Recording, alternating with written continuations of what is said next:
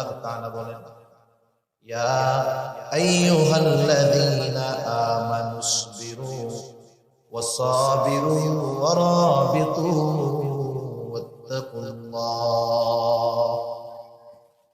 আল্লাহ রাব্বুল আলামিন বলেন, হে ঈমানদারেরা, ইসবিরু, তোমরা সবর করো, সবর করো, ধৈর্য ধারণ করো। এখন সবর কোথায় হবে, কিভাবে হবে, এটাও আমাদের জানা দরকার। তাফসিরে মাআরিফুল কোরআন সহ দুনিয়ার সকল প্রসিদ্ধ তাফসিরের মধ্যে আসছে, মুমিন সবর করবে তিন জায়গায়। কয় জায়গায় একটু জবান খুলে বলেন? তিন জায়গায় মুমিন সবর করবে। এক নাম্বার, সবরুন আলা তাআত, আনুগত্যের মধ্যে সবর তথা ইবাদতের মধ্যে সবর। প্রত্যেকটা ইবাদতের মধ্যেই সবর আছে। যে ইবাদত হয় সবরওয়ালা ইবাদত, ওই ইবাদতটাই হয় সুন্দর ইবাদত। সবরওয়ালা সুন্দর ইবাদত। সুন্দর কাকে বলে? সুন্দর, আমাদের চোখ সাধারণত আমাদের সংজ্ঞায় সুন্দর হলো আমাদের চোখ যেটা দেখে তৃপ্ত হয়। আফ্রিকার মানুষ, এদের চামড়াগুলো কালো না? এদেরকে দেখলে আমাদের চোখে ভালো লাগে। এদের বলি কি কালার কালারে। আমাদের সংজ্ঞায় সুন্দর হলো চোখ যেটা দেখার পর তৃপ্ত হয়, মজা পায়, অন্তরের মধ্যে প্রশান্তি আসে, আমরা সেটাকে বলি সুন্দর। তাহলে আমাদের সুন্দর নির্ভর করে আমাদের দেখার উপরে, নজরের উপরে। কিন্তু আল্লাহ তাআলার সংজ্ঞায় সুন্দর এটা ভিন্ন জিনিস। রাসূল আকরাম সাল্লাল্লাহু আলাইহি ওয়াসাল্লাম জানায় দেন আল্লাহ তাআলার সংজ্ঞায় সুন্দর কি। নবীজি সাল্লাল্লাহু আলাইহি ওয়াসাল্লাম বলেন, ইন্নাল্লাহা লা ইয়ানজুরু ইলা সুওয়ারিকুম ওয়ালাকিন ইয়ানজুরু ইলা কুলুবিকুম ওয়া আমালিকুম। নবীজি বলেন, নিশ্চয় আল্লাহ তাআলা তোমাদের সূরত দেখেন না। আল্লাহ তাআলা দেখেন না কে কত সুন্দর, কে কোন বংশের মানুষ, আল্লাহ তাআলা এটা দেখেন না। বরং আল্লাহ তাআলা কি দেখেন? নবীজি বলেন, ওয়ালাকিন ইয়ানজুরু ইলা কুলুবিকুম ওয়া আমালিকুম। বরং আল্লাহ তাআলা দেখেন কার অন্তর কেমন, কার আমল কেমন। তাহলে আল্লাহ তাআলার কাছে সৌন্দর্যের সম্পর্ক অন্তরের সাথে। কিসের সাথে? অন্তরের সাথে। সেজন্য আমরা যদি সবরওয়ালা সুন্দর ইবাদত করতে চাই, ওই ইবাদতটার সাথে অন্তরের কিছু সম্পর্কের দরকার আছে। আবার আল্লাহ রাব্বুল আলামিন আমাদেরকে জানায় দেন, আল্লাহ তাআলা কিন্তু বেশি ইবাদত চান না, আল্লাহ তাআলা চান সুন্দর ইবাদত। আল্লাহ তাআলা কোরআনুল কারীমের মধ্যে বলেন, আল্লাযী খালাকাল মাউতা ওয়াল হায়াতা লিয়াবলুয়াকুম আইয়ুকুম আহসানু আমালা। আল্লাহ রাব্বুল আলামিন বলেন, তিনি আল্লাহ যিনি মৃত্যু এবং জীবনকে সৃষ্টি করেছেন, মওত এবং হায়াতকে সৃষ্টি করেছেন। কেন? আল্লাহ তাআলাই বলেন, লিয়াবলুয়াকুম, তোমাদের পরীক্ষা করার জন্য। অর্থাৎ আমাদের পরীক্ষা করার জন্য মৃত্যু এবং জীবন আল্লাহ তাআলা সৃষ্টি করেছেন। আমরা জিজ্ঞাসা করলাম, আল্লাহ কি পরীক্ষা করতে চান? আল্লাহ তাআলা বলেন, বান্দা, পরীক্ষা হলো আইয়ুকুম আহসানু আমালা, কার আমল কত সুন্দর। এবার বুঝে থাকলে জবাব দেন, আল্লাহ তাআলা বেশি ইবাদত চান না সুন্দর ইবাদত চান? বেশি চান না সুন্দর চান? এখন সুন্দর যেটা দেখতে সুন্দর না অন্তরের সুন্দর? দুনিয়ার অনেক জিনিস আছে চোখে দেখতে খুব ভালো লাগে, কিন্তু ভেতরে অবস্থা খারাপ। বলে না, উপরে ফিটফাট, ভেতরে সদর। সেজন্য আল্লাহ তাআলা যদি সবরওয়ালা ইবাদত আমরা করতে চাই, ইবাদতের মধ্যে সবর অর্জন করতে চাই, আমাদের সুন্দর ইবাদতের দরকার। কারণ আল্লাহ তাআলা বেশি ইবাদত নয়, সুন্দর ইবাদত চান। সুন্দর ইবাদত আল্লাহ তাআলার সংজ্ঞায় চোখ দিয়ে দেখা যায় না, বরং সুন্দরের সম্পর্ক অন্তরের সাথে। এই জন্য নবীও জানায় দেন, আখলিস দীনাকা ইয়াকফিকাল আমালুল কালিল। তোমার ঈমান খাঁটি করো, তোমার নিয়ত পরিশুদ্ধ করো, আল্লাহর নবী জানায় দেন অল্প আমল নাজাতের জন্য যথেষ্ট হয়ে যাবে। তাহলে সবরওয়ালা সুন্দর ইবাদতের জন্য এক নাম্বার যেটা দরকার সেটা হলো নিয়তের পরিশুদ্ধতা তথা ইখলাস। এই জিন্দেগীর যত ইবাদত আমরা করব, ছোট হোক আর বড় হোক, ইবাদতটা কার সন্তুষ্টির জন্য হবে? জিন্দেগীর ছোট বড় সব ইবাদত হবে আল্লাহ তাআলার সন্তুষ্টির জন্য। যদি আমার আপনার ইবাদত ছোট হোক আর যত বড়ই হোক, যদি আল্লাহর সন্তুষ্টির জন্য না হয়, ওই ইবাদত পরকালে আমাকে আপনাকে নাজাতের ব্যবস্থা করতে তো পারবেই না। বরং যে ইবাদত মানুষের সন্তুষ্টির জন্য হয়, মানুষের বাহবা পাওয়ার জন্য হয়, মানুষকে দেখানোর জন্য হয়, ওই ইবাদত যত বড় হোক না কেন, ওই ইবাদত পরকালে জাহান্নামে যাওয়ার কারণ হয়ে যাবে। সবর হবে কয় জায়গায়? 3 জায়গায়। কয় জায়গায়? এক নাম্বার ইবাদতের মধ্যে সবর। ইবাদতে সবর যদি অর্জন করতে হয় 4টা জিনিস লাগবে। 1 নাম্বার ইখলাস, 2 নাম্বার সুন্নাত, 3 নাম্বার হালাল খাবার, 4 নাম্বার যে ইবাদত করবে সেই ইবাদতের মাসলা মাসাইল গুলো জানা। এগুলা যদি একটা মানুষের ঠিক থাকে আর যদি সে ইবাদত করে, ওই ইবাদত আর সাধারণ ইবাদত থাকবে না, ওই ইবাদত হয়ে যাবে সবরওয়ালা সুন্দর ইবাদত। সবরের দ্বিতীয় জায়গা হলো সবরুন আনিল মাআসি, পাপের থেকে বাঁচা, গুনার থেকে বাঁচা, এটাও সবর।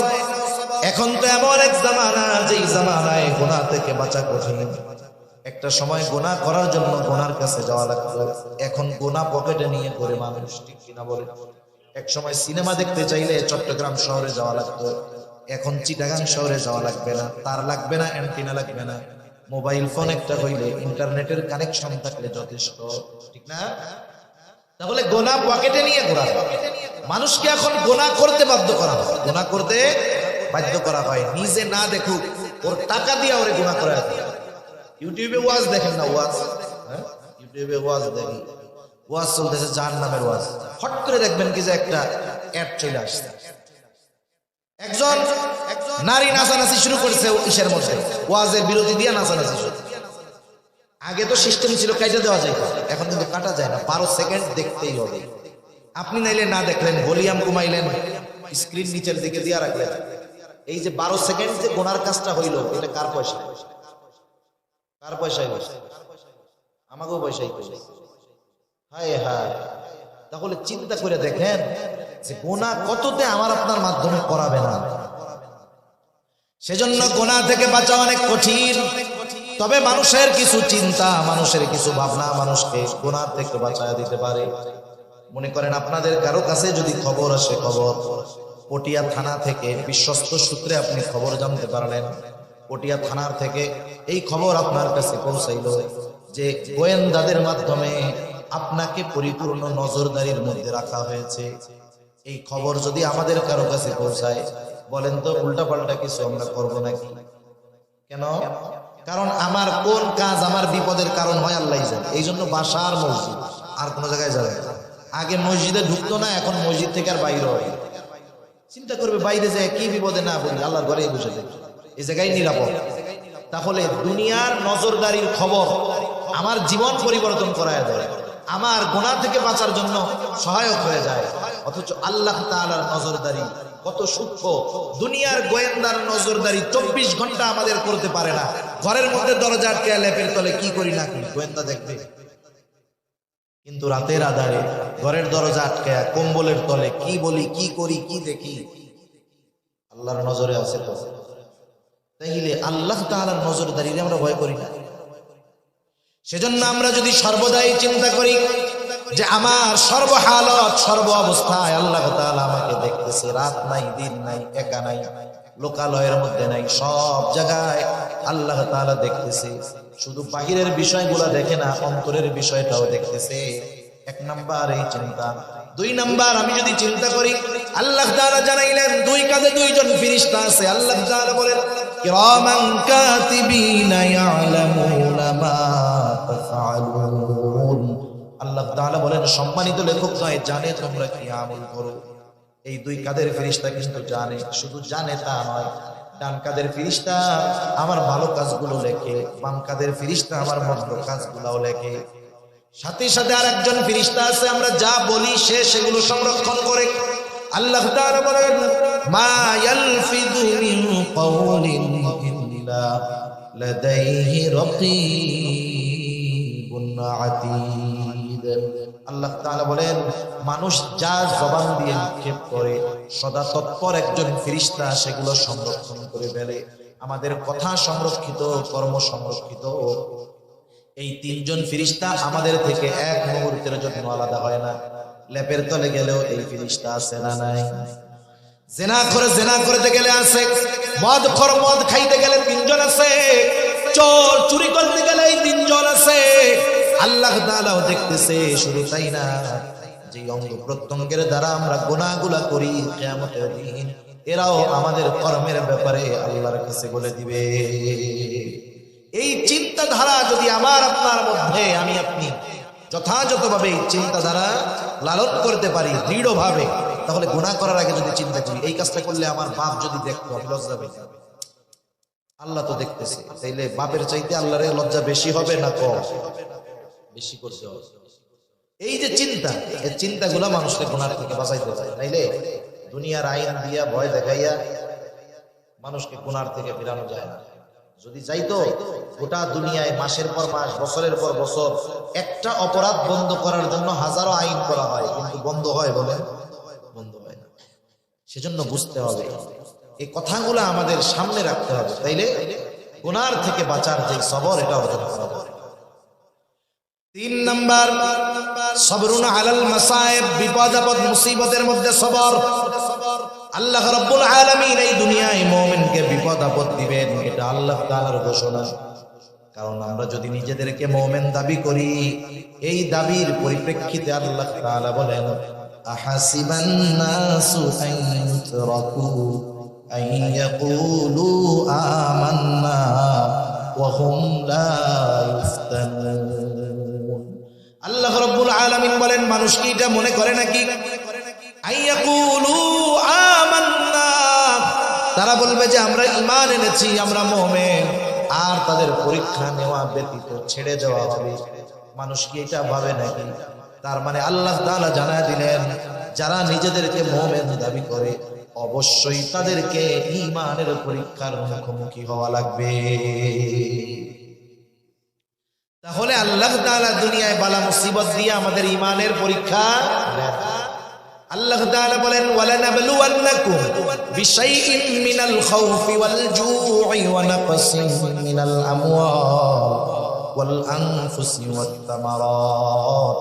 আল্লাহ তাআলা বলেন আমি অবশ্যই তোমাদের পরীক্ষা নিব, ঈমানের পরীক্ষা। কোন পদ্ধতিতে? বিশাইইন মিনাল খাউফ, কিছুটা ভয়ের মাধ্যমে মুমিনের ঈমানের পরীক্ষা নেওয়া হবে।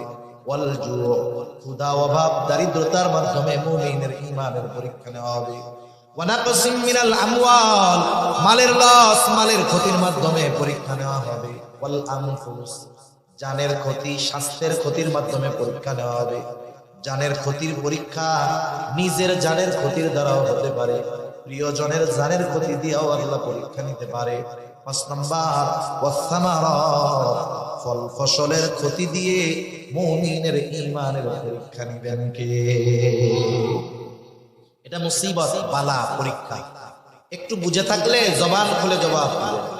বালা মুসিবত দিয়ে পরীক্ষা নেন কে? তাহলে বালা মুসিবত বিপদ আপদ দেন কে? আল্লাহ। কোন সন্দেহ আছে কারো? এখন দ্বিতীয় প্রশ্ন, বিপদ আপদ বালা মুসিবত থেকে উদ্ধার করেন কে? আরো জোরে কে? বিপদ আপদ দেন আল্লাহ, উদ্ধার করেন। তাহলে বিপদ আপদ মুসিবতে যেহেতু আল্লাহ তাআলা উদ্ধার করেন, সাহায্য কার কাছে চাইব? বিপদ আসলে সাহায্য কার কাছে চাইব? আল্লাহ তাআলাই বলতেছে বান্দা আমি বিপদ আপদ মুসিবত দেই, পরীক্ষা নেই, কিন্তু চাই না তুমি পরীক্ষায় ফেল যাও। স্যার যখন ছাত্রের পরীক্ষা নেয়, শিক্ষক কি এই আশা করে যে আমার ছাত্র এটা ফেল যাবে? কি চাই? পাশ করুক। শিক্ষক চায় আর ছাত্র যেন ফেল না যায়, তবে পরীক্ষা নেয়। আল্লাহ তাআলা কত বড় মেহেরবান, আল্লাহ তাআলা বান্দার পরীক্ষা নেন, কিন্তু চান না বান্দা পরীক্ষায় ফেল যায়। এই জন্য আল্লাহ তাআলা বলেন, বান্দা বিপদ আপদ মুসিবতের পরীক্ষায় যখন পড়বা, সাহায্য আমার কাছে চাও। আল্লাহ তাআলা বলেন, ইয়া আইয়ুহাল্লাযীনা আমানুস্তাঈনু বিস-সাবরি ওয়াস-সালাহ। আল্লাহ তাআলা বলেন, হে ঈমানদারেরা, তোমরা আমার কাছে ধৈর্য আর নামাজের মাধ্যমে সাহায্য চাও। তাহলে বিপদ আপদ মুসিবতে সাহায্য কার কাছে চাইবো? আল্লাহ তাআলার কাছে সাহায্য চাওয়ার মাধ্যম হলো দুইটা। জোরে বলেন, কয়টা? ধৈর্য আর নামাজ, ধৈর্য আর নামাজ। এবার একটু আসেন, বিপদ আপদ দেন কে? বিপদ আপদ থেকে উদ্ধার করেন কে? বিপদ আপদে পড়লে সাহায্য কার কাছে চাইব? আমাদের কথার কর্মের মধ্যে কিন্তু মিল নাই। মানুষ বলে যে বিপদ আপদ দেন আল্লাহ, কিন্তু বিপদ থেকে উদ্ধার করেন আল্লাহ। প্রথম কথায় যতটুকু বিশ্বাস, দ্বিতীয় কথার মধ্যে ততটুকু বিশ্বাস নাই। কেন নাই? কর্মের মাধ্যমে বোঝা যায়। মানুষের কিছু বিশ্বাস কর্মের মাধ্যমে ফুটে ওঠে। আল্লাহ বিপদ দেন, এটা আমরা বিশ্বাস করি, বিপদ থেকে উদ্ধার করেন আল্লাহ, এটা মুখে যতটা বলি অন্তরে ততটা বিশ্বাস নাই। কেন নাই? রাগ হইয়েন না আল্লাহর রাস্তায়। আমার সাথে কারো শত্রুতা নেই, শত্রুতা আছে? আমার বাপ আপনাদের কারো পাকা ধানে মই দিছিল? পাকা ধানে মই বুঝেন? শত্রুতা নাই, আমার সাথেও নাই, আমার পূর্বপুরুষের সাথেও নাই। আপনাদের সাথে আমি জ্ঞানজাম মারামারি করতে আসি? একটু চিন্তা করেন তো, বিপদ দেন আল্লাহ, বিপদ থেকে বাঁচান আল্লাহ। বিপদে পড়লে আল্লাহই বলছে আমার কাছে সাহায্য চাও। তাইলে এই জায়গায় কিছু কাজ আমরা করি, বিপদ দিছে আল্লাহ, আমাকে দেশে করে কাজ বাজ। বিপদে পড়ছে, বড় বিপদ, বলে আল্লাহ কি বিপদ দিলেন, এই বিপদ থেকে যদি বাঁচান তাহলে বাবার দরবারে আমি 2টা গরু দিলাম। বিপদ দেন কে? বিপদ থেকে উদ্ধার করেন কে? গরু খায় কে? আল্লাহ খায়। হায় হায়, তাহলে একটু চিন্তা করেন, আল্লাহ তাআলা যেগুলো শিখায়া দিয়েছে এর মধ্যে তো আর কোনো ভেজাল নেই। তাহলে আল্লাহ বলছেন, বান্দা আমি বিপদ দেই, আমি উদ্ধার করি, আমার কাছে সাহায্য চাও। তাহলে এই জায়গায় গরুর কারবারি আসে গেছে, আমি তো এটা বুঝলাম। এখানেই আমাদের সমস্যা, এই জায়গায় আমাদের সমস্যা। আমি যদি গরুর পক্ষে বলি আমার লস আছে, দুনিয়ার লস আছে, লস নাই তো, আমার বিজনেস আরো ভালো হবে, পকেট আরো গরম হবে। কিন্তু এরপরেও একটু নিজের বিবেক দিয়ে চিন্তা করেন, আল্লাহ তাআলা বলল বান্দা বিপদ আপদে পড়লে আমার কাছে সাহায্য চাও। আমরা আল্লাহর কাছে সাহায্য না চেয়ে আমরা যে কাজগুলা করি এগুলা ঈমান বিধ্বংসী কাজ হয়ে দাঁড়ায় আমাদের। এখন আল্লাহর কাছে বললাম, আল্লাহ আপনার কাছে সাহায্য কেমনে চাইবো? অনেকে বলে আল্লাহ তাআলার কাছে কি ডাইরেক্ট সাহায্য চাওয়া যায় না? এমপি সাহেবের কাছে ডাইরেক্ট সাহায্য চাওয়া যায়? কত মাধ্যম দিয়ে চাইতে হয়, এজন্য আল্লাহর কাছেও আমরা মাধ্যম করি, যুক্তি দেয়। আল্লাহ তাআলার কাছে সাহায্য চাওয়ার মাধ্যমও তো আল্লাহ বলে দিয়েছে। কে বলে দিয়েছে? আল্লাহ তাআলা বলেন, ইয়া আইয়ুহাল্লাযীনা আমানুস্তাঈনু বিস-সাবরি ওয়াস-সালাহ। আল্লাহ তাআলা বলেন, বান্দা আমার কাছে তোমরা সাহায্য চাও ওয়াস-সালাহ, ধৈর্য আর নামাজের মাধ্যমে আমি আল্লাহর কাছে তোমরা সাহায্য চাও। আল্লাহ তাআলা এরপরে বলেন, যেই বান্দা ধৈর্য আর নামাজের মাধ্যমে আমার কাছে সাহায্য চায় সে সাধারণ মুমিন বান্দা নয়, বরং সে সবের মুমিন। আর সবের মুমিন যে তার সাথে আছেন কে? আল্লাহ তাআলা বলেন, ইন্নাল্লাহা মা'আস সাবিরিন, নিশ্চয় আল্লাহ তাআলা ধৈর্যশীলদের সাথে আছেন। ধৈর্যশীল কারা? বিপদ আপদ মুসিবতে আল্লাহর কাছে ধৈর্য আর নামাজের মাধ্যমে সাহায্য চায় যারা। রাসূল আকরাম সাল্লাল্লাহু আলাইহি ওয়াসাল্লাম যখন হিজরতে বের হইছেন, সাওর পর্বতে 3 দিন আত্মগোপন করেছেন। কয়দিন? কাফেররা এক সময় খুঁজতে খুঁজতে গর্তের কাছে গিয়ে হাজির, একেবারে গর্তের মুখে। হযরত আবু বকর সিদ্দিক রাদিয়াল্লাহু তাআলা আনহু বলতেছেন, কাফেররা আমাদের এত কাছে, এত নিকটে, আমি প্রত্যেকের গলার আওয়াজ শুনতেছি, প্রত্যেককে চিনতেছি। আমাদেরকে পাওয়ার জন্য ওদের দূরে কোথাও যাওয়ার দরকার নাই। ওরা যদি শুধু নিজেদের পায়ের দিকে তাকায় আমাদেরকে দেখে ফেলবে। এই অবস্থার ভিতরে আবু বকর সিদ্দিক রাদিয়াল্লাহু তাআলা আনহু চিন্তিত ভীত। নবীজি সাল্লাল্লাহু আলাইহি ওয়াসাল্লাম তাকায় দেখলেন আবু বকর চিন্তিত ভীত, নিজের জন্য নয় বরং মুহাম্মদুর রাসূলুল্লাহ সাল্লাল্লাহু আলাইহি ওয়াসাল্লামের জন্য। সারা দুনিয়ার সর্বশ্রেষ্ঠ আশিকে রাসূল হলো আবু বকর সিদ্দিক রাদিয়াল্লাহু তাআলা। নিজের জীবন যদি 100 বার কোরবান করার সুযোগ থাকে, আবু বকর সিদ্দিক নিজের জীবন নবীজির মহব্বতে 100 বার কোরবান করতে তৈয়ার, এমন আশিকে রাসূল। রাসূলুল্লাহ সাল্লাল্লাহু আলাইহি ওয়াসাল্লাম যখন দেখলেন আবু বকরের কপালে চিন্তার ভাঁজ, ভীত, আল্লাহ রাব্বুল আলামিন জানায় দিলেন গর্তের মধ্যে দুজনের মধ্যে কি কথোপকথন হলো। আল্লাহ তাআলা বলেন ইদ হুমা ফিল গারি ইদ ইয়াকুলু লিসাহিবিহি লা তাহজান ইন্নাল্লাহা মা'ানা। আবু বকর সিদ্দিক রাদিয়াল্লাহু তাআলা আনহুর ওই ভীত অবস্থা দেখে নবীজি বললেন, ও আবু বকর লা তাহজান, তুমি কোনো চিন্তা করো না, এই জায়গায় গর্তের মধ্যে শুধু আমি আর তুমি দুইজন নয়, ইন্নাল্লাহা মা'ানা, নিশ্চয়ই আমাদের সাথে আছেন কে। আর আল্লাহ তাআলা বলেন আমি ধৈর্যশীলদের সাথে থাকি, তাহলে ধৈর্যশীলদের সাথে আছেন আল্লাহ। যাদের সাথে আল্লাহ আছেন তাদের কোনো ভয় ভীতি চিন্তা আছে নাকি? সেজন্য আমরা বিপদ আপদ মুসিবতে আল্লাহর কাছে সাহায্য চাইব ধৈর্য আর নামাজের মাধ্যমে, তাহলে আমরা হতে পারবো সবের মুমিন। কি মুমিন? জোরে বলেন। ওই 3 জায়গায় যে সবর করতে পারবে সে হলো সবের মুমিন। আর সবের মুমিন যে তার সাথে আছেন কে? আল্লাহ তাআলা এই জন্য বললেন ইয়া আইয়ুহাল্লাযীনা আমানুসবিরু, হে ঈমানদারেরা, ইসবিরু, তোমরা সবর করো। সবর সবর হবে 3 জায়গায়। কয় জায়গায়? 3 জায়গায়। 1 নাম্বার ইবাদতের মধ্যে সবর, 2 নাম্বার গুনাহ থেকে বেঁচে থাকার মধ্যে সবর, 3 নাম্বার বিপদ আপদ মুসিবতের ক্ষেত্রে সবর। এখন বলেন সবর হবে কয়দিন? সবর কয়দিন? হায়াত আছে যতদিন। সবর হবে কতদিন? জীবন আছে যতদিন। ইবাদত কতদিন? হায়াত আছে যতদিন। আল্লাহ তাআলা বলেন ওয়া'বুদ রাব্বাকা হাত্তা ইয়াতিয়াকাল ইয়াকিন, আপনি আপনার রবের ইবাদত করেন দৃঢ় সত্যের আগমন পর্যন্ত। দৃঢ় সত্য মানে হইল মৃত্যুর আগ পর্যন্ত ইবাদত চলবে। তাহলে সবর হবে একেবারে মৃত্যু আসার আগ পর্যন্ত। এই জন্য আল্লাহ রাব্বুল আলামিন 1 নম্বরে বললেন মুমিন ইসবিরু, সবর করো। আমরা আল্লাহকে যদি প্রশ্ন করি সবর কয়দিন, আল্লাহ তাআলা বলেন ওয়াসাবিরু, বান্দা তুমি সবরের উপরে অটল থাকো। 3 নাম্বার গুণ আল্লাহ তাআলা বলেন ওয়ারাবিতু, সর্বদা জিহাদের জন্য প্রস্তুত থাকো। 4 নাম্বার ওয়াত্তাকুল্লাহ, আল্লাহ তাআলাকে ভয় করো। বান্দা তুমি যদি এই 4 গুণে গুণান্বিত হও লাভটা কি? আমরাও যদি আল্লাহ তাআলাকে জিজ্ঞাসা করি আল্লাহ এই 4 গুণ যদি অর্জন করি আমাদের লাভ কি? কেমন যেন প্রশ্ন করার আগে আল্লাহ তাআলা জবাব দিয়ে বলেন বান্দা লাআল্লাকুম তুফলিহুন।